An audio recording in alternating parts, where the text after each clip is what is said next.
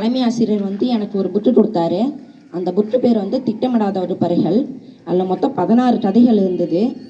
அது 16 சொல்கிறதுக்கு இப்போ நம்மளுக்கு நேரம் பத்தலை. அதனால் அதில் ஒன்று மட்டும் நான் சொல்கிறேன்.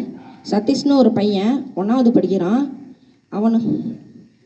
அவன் வீட்டு படம் ஏதாச்சும் கொடுத்தா செய்ய மாட்டான், கிளாஸையும் கவனிக்க மாட்டான். அப்படியே அவன் 4வது போகிறான். அந்த வருஷம் பள்ளி ஆண்டு விழா வருது. ஆண்டு விழாவில் அவன் வந்து கலந்துடுறான். எல்லா போட்டியிலையும் அவன் கலந்துடுறான். அதில் வந்து மற்ற மாணவர்கள்லாம் அவனை பார்த்து சிரிக்கிறான்னு. எல்லா போட்டியிலையும் கலந்துட்டா பத்தாது, எல்லாத்துலேயும் ஜெயிக்கணும் அப்படின்ட்டு. மறுநாள் மாறுவேட போட்டி. சதீஷ் வந்து பொண்ணு மாதிரியே வளையல் போட்டு, நெத்தியில் பொட்டு வச்சு, கருமை இட்டு, காதில் தோடு போட்டு, பாவாடை சட்டை போட்டு, அச்சசல் ஒரு பெண் குழந்தை போலயே வந்திருந்தான்.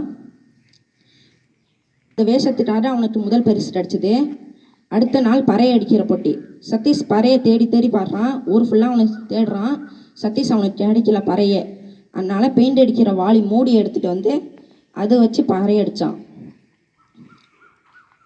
அடுத்த நாள் அதுலேயும் அவனுக்கு முதல் பரிசு கிடச்சிது. அதுக்கு அடுத்த நாள் குரல் மாற்றி பேசுகிற போட்டி.